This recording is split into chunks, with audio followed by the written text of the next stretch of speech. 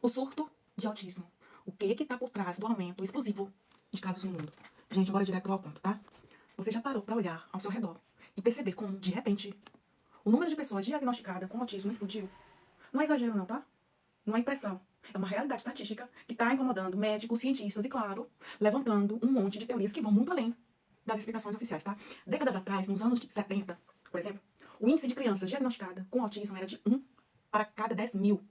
Já nos anos 90, passou de 1 em cada 500. Depois veio 1 em 250, depois 1 em 150, depois 1 em 88, até chegar ao que temos hoje. Em alguns países, 1 em cada 36 crianças com algum nível de espectro autista, tá? E sabe o que é mais assustador? Essa curva continua subindo, ano após ano. E a explicação oficial? Ah, é que hoje os médicos têm mais recursos para diagnosticar, as famílias estão mais atentas, os profissionais de saúde estão mais capacitados. Será mesmo? Só isso explica um salto tão agressivo? Uma mudança tão brusca no neurodesenvolvimento humano em tão pouco tempo? E aí que as teorias começam a aparecer, tá? Primeiro, a questão das vacinas. Um terreno minado, tá? Só de falar essa palavra em metade da internet já quer cancelar o vídeo, incluindo a própria plataforma. Mas vamos falar com adultos aqui, tá? Com a mente aberta. Lá nos anos 90, o médico britânico Andrew publicou um estudo sugerindo uma ligação entre a vacina MMR, a tríplice viral, e o aumento dos casos de autismo. O estudo foi atacado. O autor perdeu a licença. O artigo foi retratado. Beleza, mas o debate não morreu, tá? Pelo contrário, milhares de pais ao redor do mundo continuam relatando o mesmo padrão. Filhos absolutamente normais, entre aspas, que após determinadas vacinas começaram a apresentar sintomas de espectro. Coincidência? Não dá para ignorar. Além disso, o tal do timirosal, um conservante à base de mercúrio, foi usado por décadas em vacinas infantis. E o mercúrio, todo mundo sabe que é o quê? Neurotóxico. Isso é um fato científico, tá? Não é teoria, não. Depois vem a questão do quê? Dos agrotóxicos e pesticidas. Estudos recentes mostram que a exposição gestacional a certos químicos usados na agricultura pode sim aumentar significativamente o risco de autismo no bebê. Agora pensa, hoje em dia, até a água que a gente bebe carrega traços de pesticidas e metais pesados, tá? Isso sem falar dos plásticos como BPA, os hormônios sintéticos, os corantes artificiais. Quer mais? Então, para falar de poluição eletromagnética. Wi-Fi, 4G, 5G, Bluetooth, antenas, satélites. O ser humano nunca esteve tão exposto à radiação não ionizante como agora. Existem estudos mostrando que a exposição prolongada a campos eletromagnéticos pode sim alterar o desenvolvimento neurológico em fetos e crianças pequenas. Mas, você já viu algum telejornal falando disso? Claro que não. Outra teoria. Alimentação ultraprocessada.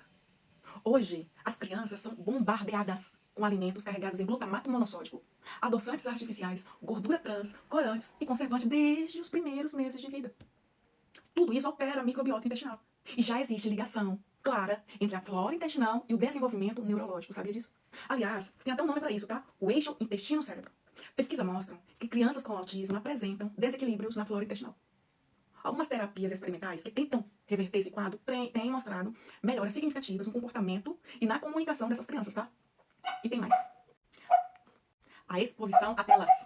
Crianças com menos de 2 anos já passam horas por dia na frente de celulares, tablets, TVs, tá? Isso afeta o desenvolvimento da linguagem, da interação social e da capacidade de atenção.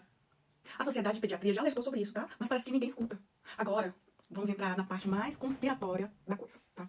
Tem gente que acredita que tudo isso faz parte de um projeto maior. Um plano de engenharia social e controle populacional. Pensa comigo. Uma geração inteira de pessoas com dificuldades de socialização, com hipersensibilidade sensorial, com hiperfoco em tarefas repetidas. É uma geração mais fácil de ser controlada num mundo cada vez mais digital, automatizado. E dependente de quê? De inteligência artificial. Será que o aumento de casos de autismo não é, digamos, conveniente para certos interesses? Imagina aí uma população inteira treinada desde cedo para executar tarefas repetitivas, sem questionar, com dificuldade de interação social, vivendo isolada em bolhas digitais, recebendo comandos e instruções de algoritmos. Faz sentido para você? Além disso, os próprios critérios de diagnóstico mudaram, né, ao longo dos anos. O que antes era visto como timidez extrema, dificuldade de socialização ou até traços de personalidade, hoje entra como o quê?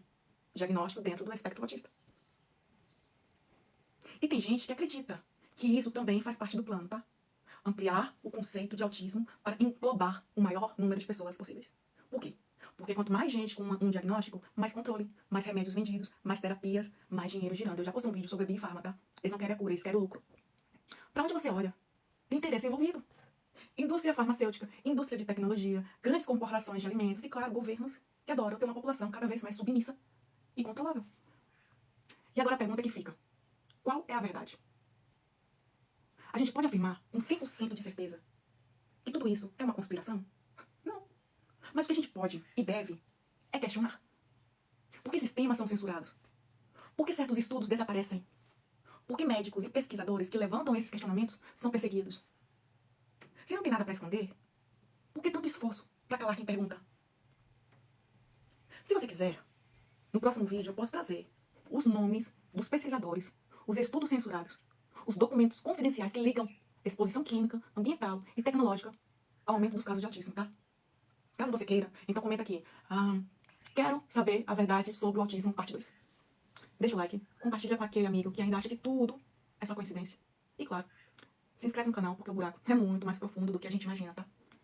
Até a próxima, se cuida.